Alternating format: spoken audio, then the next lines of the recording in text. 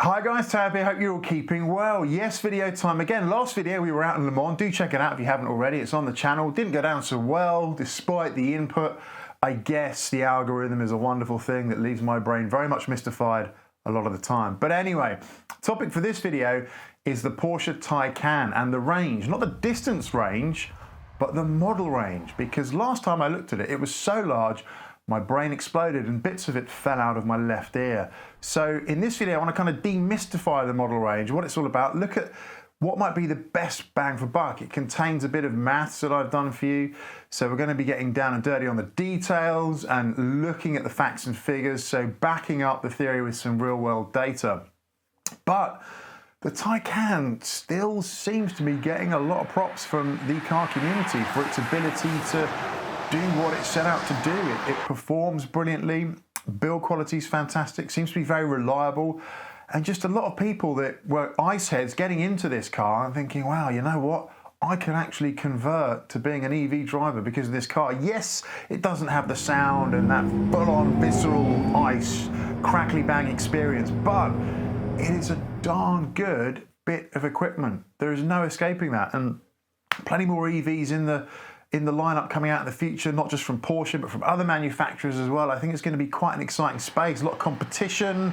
Not competition breeds innovation and better value for money, because the value for money in EVs at the moment isn't that great. So if we look at the Taycan range, last time I had a check, there were 18 different variants of the Taycan, and in that I've included the normal battery and the performance battery as separate variants for the purposes of this video. So, at a high level, you've got the three, well, kind of 2.5 body shapes, if you like. So you've got the saloon, the four-door, which was the first to hit the market. And then you had that Cross Turismo, which is the estate, the station wagon, however you want to look at it, that body shape. And then the Sport Turismo slotting into the mix as well.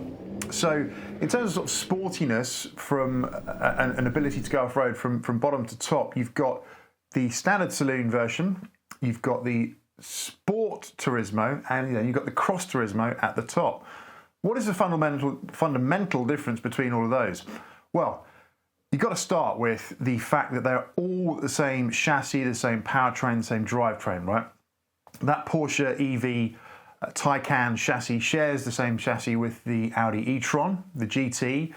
That framework is used, that platform is used to build that EV. So I think straight off the bat, we've got to say, whether you're looking at a version of the saloon, a version of the Sport Turismo, and a version of the Cross Turismo, let's just say the Turbo S variant in all of those, there isn't actually going to be that much performance difference between those variants at all, because it's the same chassis, the same chassis.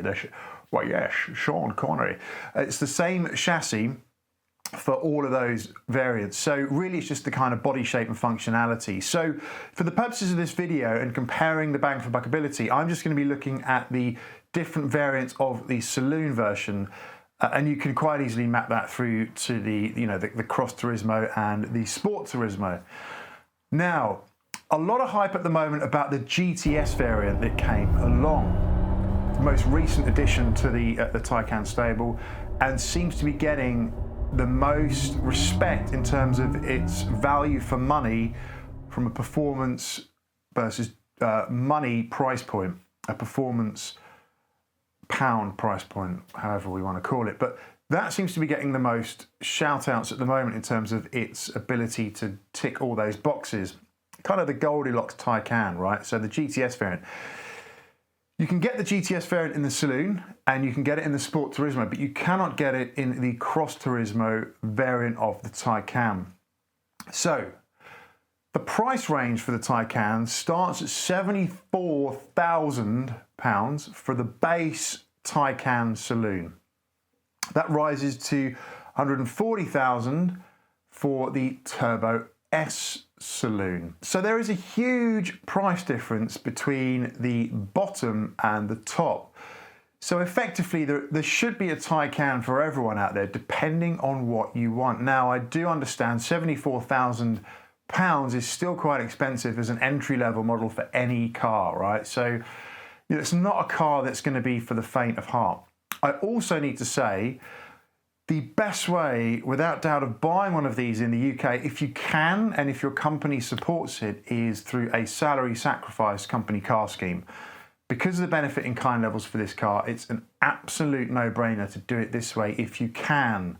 So if you're looking at a Taycan and you want to buy it personally or through your company, and you have the option of both, get it through your company. Absolutely, it makes absolute sense to get a car like that through your company, because things like the tax, the insurance, the maintenance, everything's all taken care of, and salary sacrifice is absolutely the way to go from a tax savings perspective in the UK. I cannot vouch for other countries here. So let's look at the model range specifically, and I'm going to have to get up the Excel spreadsheet here just to kind of run through this. And we're going to be using tabs per ton even, as a basis for this. And then also the bang for buck ability, looking at tabs per ton versus the financial outlay required for these cars. But before we get there, I want to just cover off the differences between the three types of Taycan you can get in terms of the body shape. So starting with the saloon, that was first to the market. That's your standard four-door with your boot, your trunk. Next that came along was the Cross Turismo, and this was designed to go off-road a bit more. So it rides higher, 20 to 30 mil higher, I believe. Also has plastic trim around the arches, around the sill. I don't think it has a body-coloured spoiler. And that big boot, right, to get everything in. So this is designed to go more off-road. The saloon does actually ride pretty low for aerodynamic purposes. So don't forget though, the powertrains between them are all completely similar. So whether you're looking at the saloon, the Sport Turismo, the Cross Turismo, the variants perform pretty much the same, right? So just bear that in mind as well. So it just depends on what you want to look at. Next came along was the Sport Turismo. So the Sport Turismo is closer to the saloon in terms of the ride and the way it looks. You've got deletion of those plastic trims around the arches, around the sills, which is good because I don't like those. And honestly, if I had the choice now, I would absolutely get the Sport Turismo because I think it looks great. I love that wagon shape, just kind of looks cool, bit Ghostbusters-esque. If you watch the channel, you'll know I love an FF or an F12, 812, just really cool looking car shape, I think. And it gets a lot of respect, the Sport Turismo, in terms of the way it looks. So that's the primary difference between the body shapes. And in terms of trim and packages, there's obviously nuances there, but there's not a lot of difference, right? It's just that shape, the boot, and a few bits of trim. So don't get expecting a wildly different car. I think they're going to feel very, very similar, regardless of which one you're in. Obviously, taking into account the various performance levels, right? Because they will feel different. But let's dig in now to the Excel spreadsheet and look at the details and try and find out what has the best bang for buck. Okay, so I was able to find a slide from Porsche, however it is out of date, doesn't include the GTS there, so I've put my own together using tabs per ton. How do tabs per ton work? Well, we take into account the BHP and the torque, very important from an EV perspective, also the weight, and then we get our tabs per ton. So there's a multiplier effect here. I'll put the formula in the description.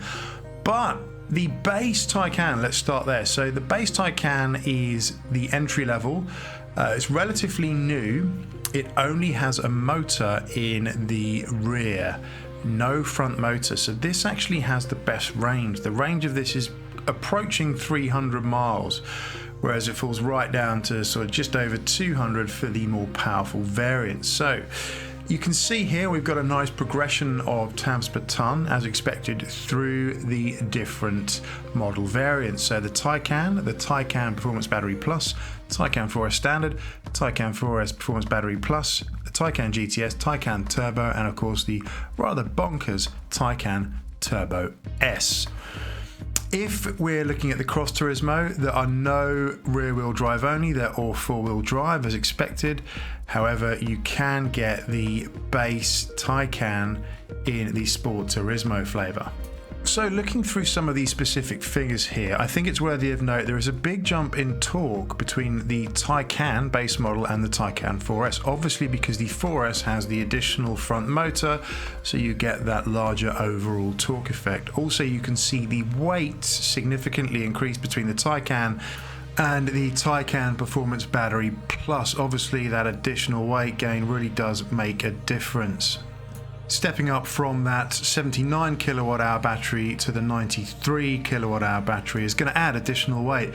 How much is it going to affect the performance of the car? It is difficult to say, but I would hazard a guess probably not that much. So as we work our way up through the range here, there is one thing to notice, and that is the Taycan GTS and the Taycan Turbo torque figures. Now, as far as I can see, they are exactly the same, yet you're going to be paying more for a Taycan Turbo. So this could be one of the reasons why that GTS really starts to fall into that Goldilocks bracket and could be the perfect Taycan to get. Obviously, you've got to take into account the increased cost. I think it's about 104k GBP to buy it, so it is an expensive car still, but another reason why it could fall into that category. Another thing to note here is the Taycan Turbo S weight. The Taycan Turbo is heavier, and I believe this is probably because the Turbo S has carbon ceramic discs as standard, and they obviously weigh less, and that would kind of tie into about that 10 kilo difference that we're seeing there. So that could be the reason why. So I think the thing to note here is there is absolutely a Taycan for everyone who's interested and can luckily obtain a Taycan. So you need to do your research and ask yourself the question, why do I want a Taycan? Is it for fun? Then you're probably looking at a Turbo, Turbo S, GTS, or is it to kind of look good and be a respectable motor that's going to get me plenty of range? And you might be happy with the base Taycan. Plenty of range. I think it's about 300 miles down to the, as I said, the sort of 220-ish for the Taycan Turbo S. So ask yourself that question, why am I getting my Taycan? Might just be you want to just get in one, in which case Taycan will probably be the most sense financially. Could be limited by what's available on your company car scheme or your business if you're going through that route. So do ask yourself these questions. Hopefully plenty of food there for thought. Now, there is one more very important consideration to be made here, and this is why I've put together that last column called Bang for Buck. This is trying to give you an idea of which Porsche gives you the most performance for the least price. And to do that, I've taken the cost and I've divided that into tabs per ton, and I've multiplied it by 1,000 to kind of get it up to something a bit more meaningful. But you'll notice, based on this bang for buck column here, that the Taycan GTS isn't actually the Goldilocks Taycan. The Taycan 4S is coming back as the best bang for buck. So that is every pound you pump into that car, you get the most performance for that pound. It isn't too much more. They're all pretty close together, and that is something that you're going to want to consider when you're buying this. So the Taycan 4S seems to represent the best value for money in terms of the performance. And you'll look here, the BHP, and I do understand this is actually Perdestaken, but BHP, yeah, whatever. So the BHP 530, good torque, 472 at launch. And then also that cost, £85,000. It's not that much more than the single motor Taycan, only another 10k more, which isn't really too bad. And that's the one that gives you the most bang for buck. So it isn't actually that GTS, but I'm sure if you get out and test drive the 4S and the GTS is going to feel a lot faster.